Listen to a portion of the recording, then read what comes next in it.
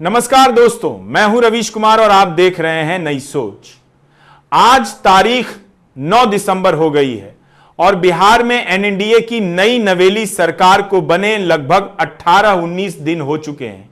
लेकिन इन 18-19 दिनों में जितनी राजनीतिक हलचल, नाराजगियां, रूठने मनाने के ड्रामे, इस्तीफों के तीर और स्पीकर से गुपचुप मुलाकातें हुई हैं, शायद उतनी हलचल किसी टीवी सीरियल में भी नहीं होती। और यह सब देखकर लगता है कि गठबंधन तो बन गया है, लेकिन दिल अभी तक नहीं मिले हैं। असल लड़ाई चल रही है जेडीयू और बीजेपी के बीच, एक ऐसी खामोश लेकिन तेज लड़ाई जिसमें हर बार मुस्कान के साथ किया जाता है। बीजेपी ने पहले ही घर का सबसे बड़ा कमरा यानी गृह विभाग अपने नाम कर लिया, फिर स्पीकर की कुर्सी भी अपने पास रख ली और अब वह अगले बड़े खेल में लगी है। अगर नीतीश कुमार कुर्सी छोड़ें, चाहे खुशी से या मजबूरी में, तो अगला मुख्यमंत्री किसी दूसरी पार्टी का नहीं बल्कि बीजेपी का हो। लेकिन समस्या यह है कि बीजेपी का कोई नेता तभी मुख्यमंत्री बन सकता है जब सहयोगी दल और जनता दोनों उसे स्वीकार करें। मतलब सिर्फ पार्टी का मजबूत होना काफी नहीं, चेहरा भी ऐसा होना चाहिए जो लोगों को पसंद आए। सीधी भाषा में सीएम बनने के लिए सिर्फ एमएलए होना काफी नहीं, चेहरा भी चमकदार चाहिए। यहीं आकर मामला फंस जाता है, क्योंकि बीजेपी के प्लान के सामने खड़े हैं चिराग पासवान।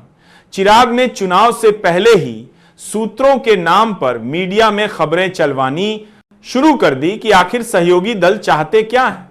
जब सीटें फाइनल हुई, वह नाराज हो गए और बोले 20 सीटों पर तो लड़ूंगा ही नहीं। फिर जेडीयू, हम और उपेंद्र कुशवाहा की सीटें काटकर उन्हें 29 सीटें दी गई।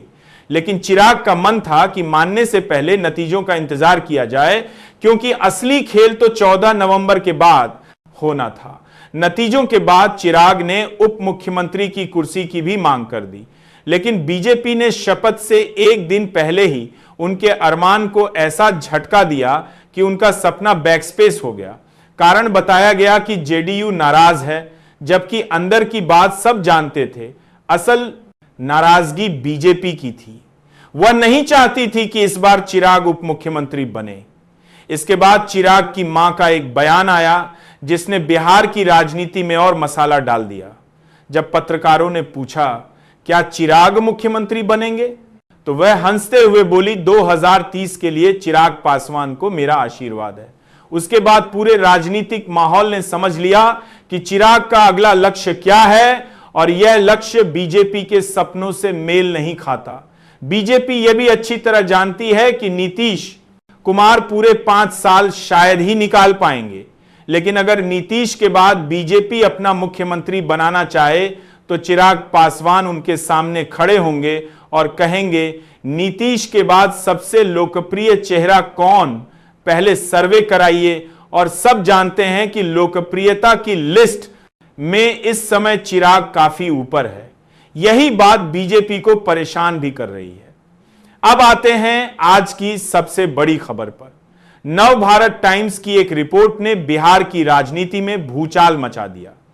चिराग पासवान की पार्टी का जिला अध्यक्ष अपहरण और रेप के आरोप में गिरफ्तार हुआ और लड़की भी बरामद कर ली गई।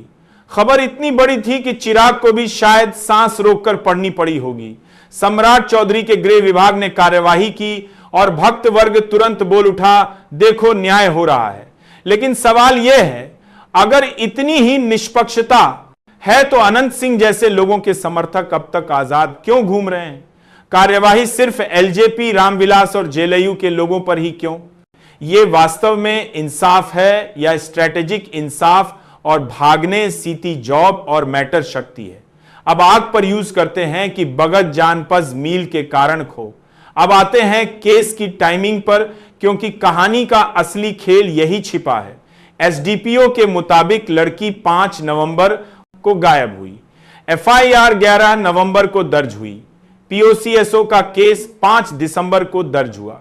यानी पूरा 1 महीना केस फाइल की तरह अलमारी में पड़ा रहा, और जैसे ही चिराग के बयान तेज हुए, अचानक फाइल गियर में आ गई।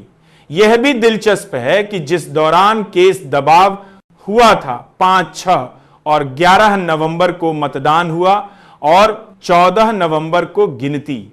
अब सवाल यह है कि जितना प्रॉपर तैयारी ही, अब all the long topic processes of, क्या यह कार्यवाही वाकई न्याय के लिए थी या यह चिराग पासवान के बढ़ते तेवरों को ठंडा करने का तरीका है? क्या चिराग अब नरम पड़ेंगे या इस बार वह पासवान के ऊपर खरने का बाज के लिए और जोर से बोलकर जवाब देंगे? यही वह सवाल हैं जिनके बिना बिहार की राजनीति की यह पहेली पूरी नहीं होती। दोस्तों, आज संसद में ऐसा नजारा देखने को मिला कि पुराने से पुराने पत्रकार भी हैरान रह गए। एक एक करके विपक्ष ने सरकार को जिस तरह घेरा, लग रहा था मानो बरसों की जमा फरास एक ही दिन में निकलने की ठान ली हो। गणेश कुमार से लेकर अमित शाह तक, निर्मला सीतारमण से लेकर रक्षा मंत्री तक, हर बड़े चेहरे पर तीखे सवालों की बरसात हुई। कहने को तो वंदे मातरम पर चर्चा की शुरुआत प्रधानमंत्री ने की, लेकिन माहौल में गर्माहट लाने का पूरा श्रेय कांग्रेस के लोकसभा लीडर गौरव गोगोई को जाता है, जिन्होंने अपने भाषण में ऐसी चोटें की कि जैसी सत्ता पक्ष की बेंचों पर सचमुच सुइया छू गई हो। गोगोई ने वंदे मातरम के ऐतिहासिक संदर्भ को गंभीरता से छुआ और अचानक ही मोड़ लेते हुए पूछ डाला कि आजादी के आंदोलन में आरएसएस और बीजेपी की भूमिका कहां थी? सवाल सुनते ही सत्ता पक्ष की सीटों पर बैठे नेताओं के माथे पर ऐसे बल पड़े जैसे किसी को अचानक इनकम टैक्स की नोटिस मिल गई हो। लेकिन कहानी यही नहीं थमी। गोगोई ने अमित शाह को भी सीधे सीधे घेरा और कहा कि राष्ट्रीय सुरक्षा पर लंबी लंबी बातें तो होती रहती है, मगर बताइए राजधानी दिल्ली में विस्फोट कैसे हो गया? यह सवाल जिस आत्मविश्वास से पूछा गया उससे सदन कुछ पलों के लिए शांत हो गया। इसके बाद उन्होंने आर्थिक हालात पर चोट की और व्यंग में कहा, रुपए की हालत देखकर लगता है कि आपका सारा संज्ञान शायद शेयर बाजार में ही फंसा हुआ है, यहां तक पहुंच ही नहीं पा रहा। बात कलवी थी और कलवी बातें अक्सर चुभती है। आगे बढ़ते हुए गोगोई ने चुनाव आयोग के ज्ञानेश कुमार पर भी कड़ी टिप्पणी की और कहा कि जिस देश में नागरिक का वोट ही सुरक्षित ना हो, जहां वोटर लिस्ट एक ही दिन में बदल जाए, वहां देशभक्ति के भाषण बांटना अजीब बात है। दोस्तों, गोगोई ने अपने पूरे भाषण में वंदे मातरम की ऐतिहासिकता को मौजूदा हालात से जोड़कर सरकार को कटघरे में खड़ा किया। उन्होंने सवाल उठाया कि देशभक्ति का जश्न अपनी जगह, मगर क्या हम आज के भारत को सुरक्षित रख पा रहे हैं? दिल्ली में धमाका, कश्मीर में हमले, सीमाओं पर तनाव, यह सब की ओर इशारा करते हैं। उन्होंने कहा कि आज सवाल पूछना ही अपराध माना जा रहा है। सरकार बहस से ऐसे डरती है जैसे कोई छात्र बिना तैयारी के अध्यापक से। हम विकसित भारत की बात तो कर लेते हैं, लेकिन वर्तमान भारत की बात करने से परहेज क्यों? उनका यह सवाल सदन में गूंज उठा। गोगोई ने पर्यावरण, रुपए की गिरावट, उद्योगों की कमजोरी और आम जनता की सुरक्षा तक हर मुद्दे पर सवाल उठाए। उनके अनुसार ना हवा साफा है, ना मुद्रा मजबूत, नागरिक सुरक्षित।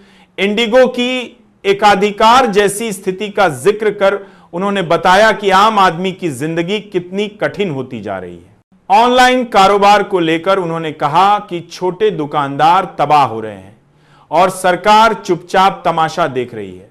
बलिंस मोनोपोली वालों की बल्ले-बल्ले है, लेकिन जनता की जेब पहले ही पतली है और दबाव नहीं झेल सकती। सत्ता पक्ष की ओर से बार बार आपत्ति हुई, कुछ शब्दों को कार्यवाही से हटाने तक की नौबत आई, मगर गोगोई ना रुके ना घबराए।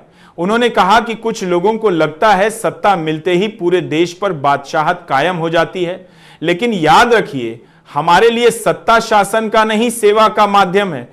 फर्क यह है कि राजा जनता पर हुक्म चलाता है और लोकतांत्रिक नेता जनता के हुक्मों पर चलता है।